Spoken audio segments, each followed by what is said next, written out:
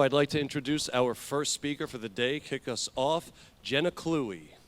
Jenna Kluwe has a BA in psychology and MA in counseling and has been practicing therapy for 15 years in a variety of settings, specializing in treating borderline personality disorder and post-traumatic stress disorder. After years of unofficially helping clients integrate their psychedelic experiences, she completed a certification course to become a psychedelic integration coach. She now has the honor of turning her passion into a career as the co-owner of Inner Dimensions Integration, LLC, and the Journey Service Center. Please welcome to the stage, Jenna Kluwe.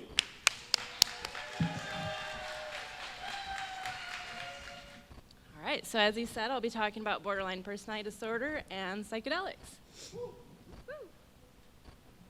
So he said a little bit more about me than last time I made this thing, so I won't have to say as much. But yeah, back about 15 years ago, I had the honor and privilege to get trained in what's called dialectical behavior therapy, and really started having more of a population of folks with borderline personality disorder at that time. So I started out with, oh my God, you treat them, when I started talking to people about what I do.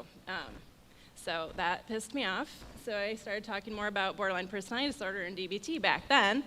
And then psychedelics came into the scope. So we'll talk more about that as we go. Yeah, he told most of my bio, so I guess I can skip the little bit about me part. Been doing this work with folks in that area, though, for about 15 years. In the variety of settings. That was a community mental health center. I was the county jail where I started a men's group. That's another thing that upsets me about this diagnosis, is that women get put into this category and not men. Men can have this experience as well. So I started the group for men back then. And so that's a little bit about my experience. Let's talk about what borderline personality disorder is. So according to the DSM, the medical standard that folks use for diagnoses, folks to qualify for this diagnosis, folks must have 5 of the 9 symptoms. So these symptoms are frantic efforts to avoid real or imagined abandonment. This does not include suicidal or self-harm. That's covered in criterion 5. A pattern of unstable or intense interpersonal relationships characterized by alternating between extremes of idealization and devaluation. This is that experience that folks hear, I love you, I hate you, don't leave me. There's a book. That's what they're talking about there. Another symptom is markedly and persistently unstable self-image and sense of self. Folks with this have a tendency to be very impulsive in at least 2 areas of self-damaging. This is where this diagnosis gets confused with bipolar often, is the excessive spending, sexual behavior, reckless driving, binge eating, things like that. The next thing is recurrent suicidal behavior, gestures, threats, and self-mutilating behaviors, cutting, things like that. Affective instability due to marked reactivity of mood, intense episodic dysphoria, irritability, anxiety. This is like you can go from 0 to 60 and like that from in an emotional sense. These folks tend to suffer from chronic feelings of emptiness, inappropriate intense anger or difficulty controlling their anger, and transient stress-related paranoid ideation or severe dissociative symptoms. So like, what does all that mean? Our Marshall Linehan, who's the creator of dialectical behavior therapy, which was recognized as one of the first treatments for borderline personality disorder, talks about this in a much more palatable way, and she talks about these symptoms as the 5 types of dysregulation. 5 types of dysregulation include emotional dysregulation, and that is that 0 to 60, like that, and emotional, like you have an experience and boom, you're like through the roof emotional. Interpersonal dysregulation, that's that I love you, I hate you, don't leave me thing. Self-dysregulation is that emptiness, Folks with this diagnosis tend to experience a constant masking. They don't have an idea of who they actually are under the mask. They just know that there's all these masks that they should put on.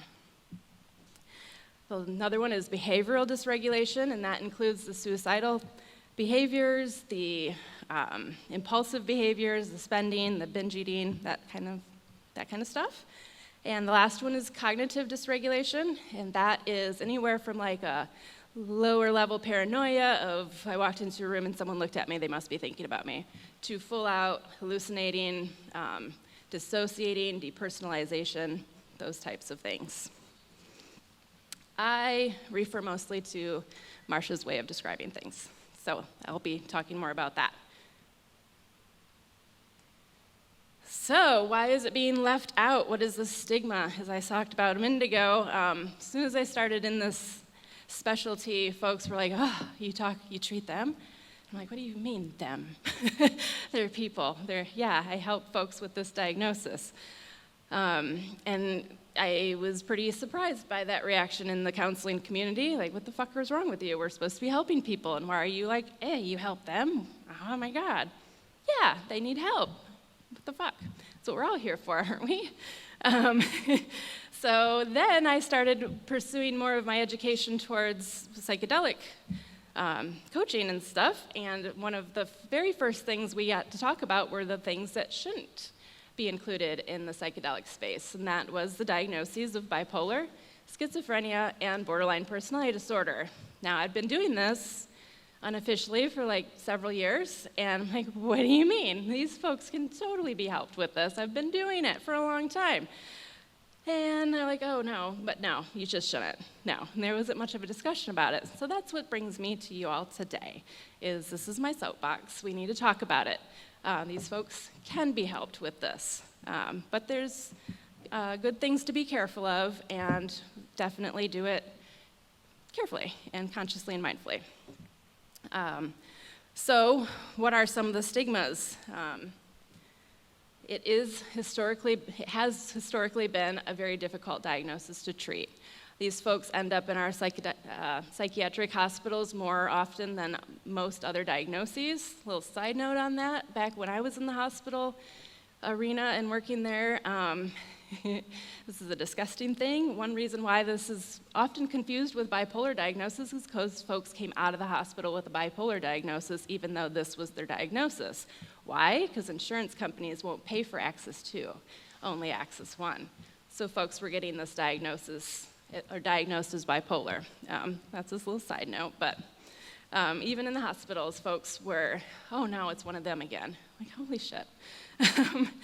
But it is a really difficult diagnosis to have, to treat, and it is super important to note that these folks are often the ones that are successful in suicide. 10% of folks with this diagnosis complete suicide. So something to definitely be aware of, but not scared of. Another symptom that people are like, oh no, with psychedelics is the unstable sense of self. So, yep, you eat a whole bunch of mushrooms, ego goes away, holy shit, the little bit of foundation you had around who you were is now gone. What?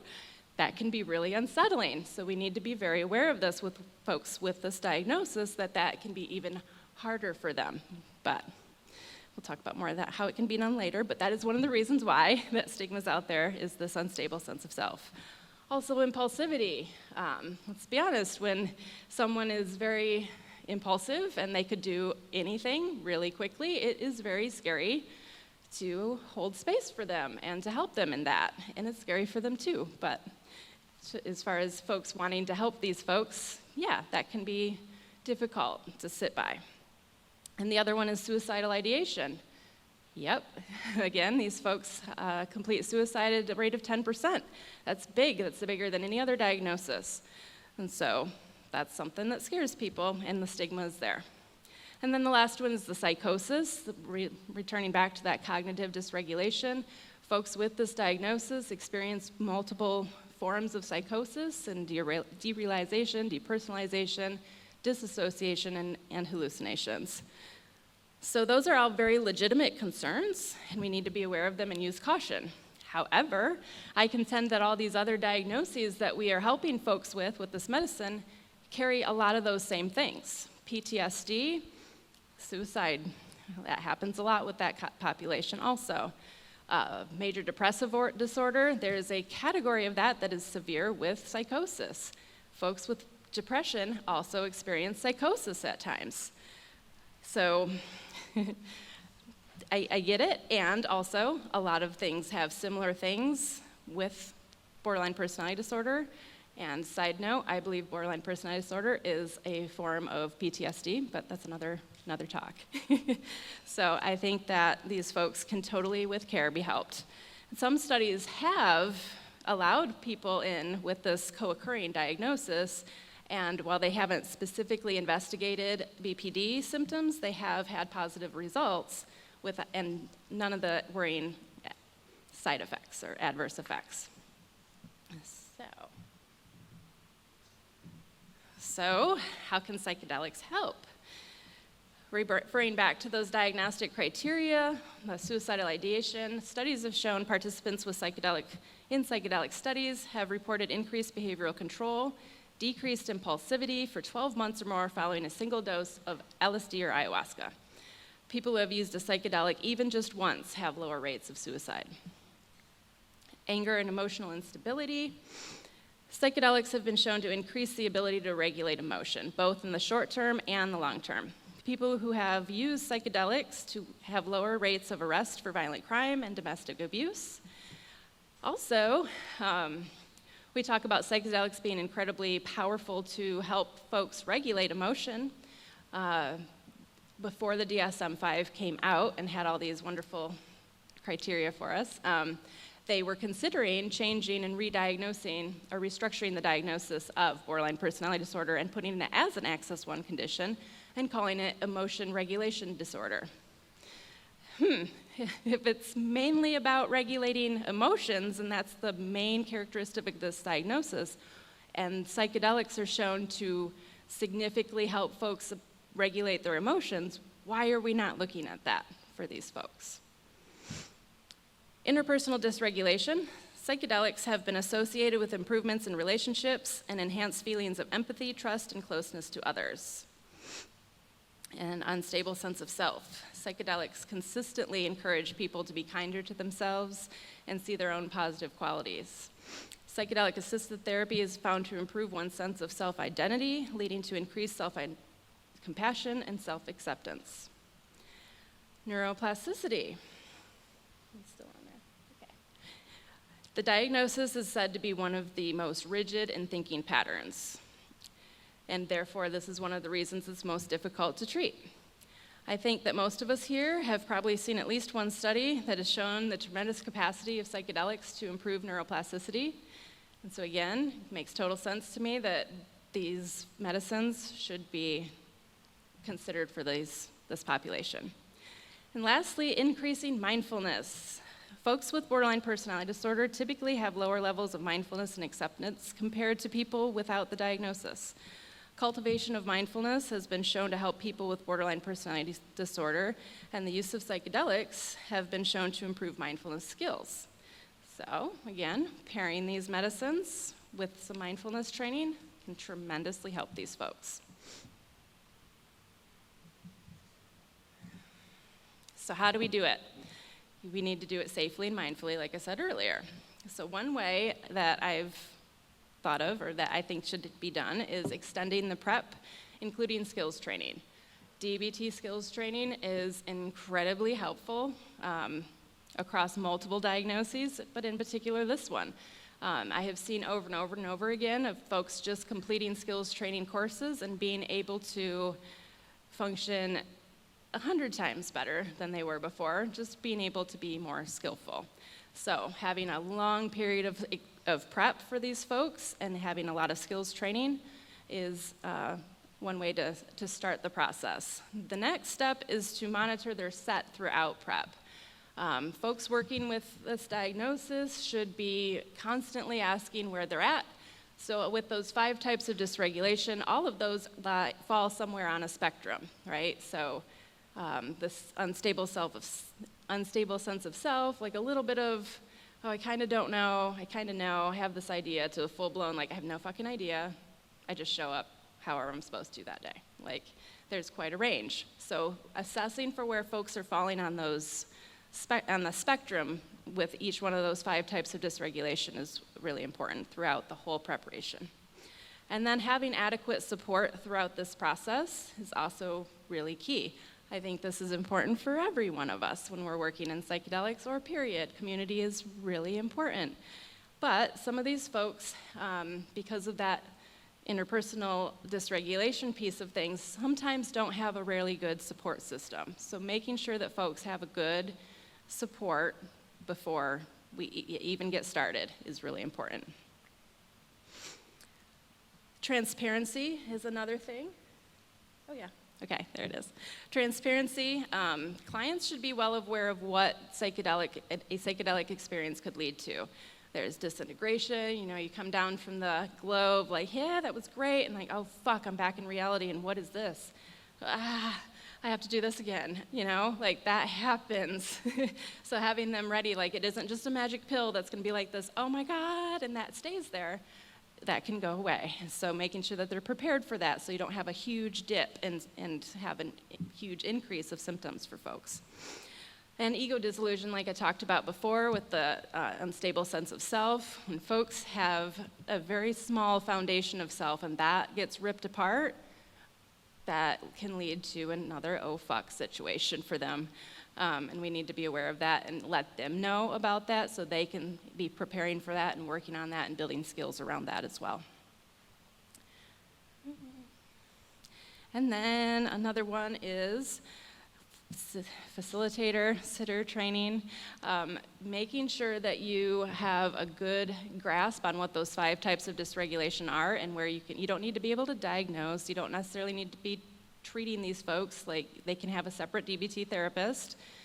And as their facilitator, you need to be aware of where they are on that spectrum for all those 5 types of dysregulation. If they're on the lower end, they're ready to go. If they're having an high end of any of those 5, time to wait. So being very aware of what those things look like.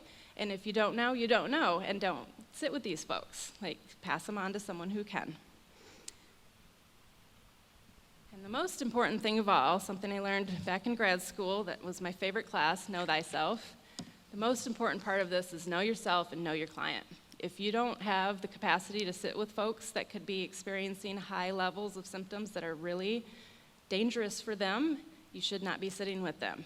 If you don't know where they are and where they fall on those spectrums, you should not be sitting with them. But other than that, I say, let's start the conversation, let's keep it going. Let's help folks with psychedelics that have BPD. Thank you.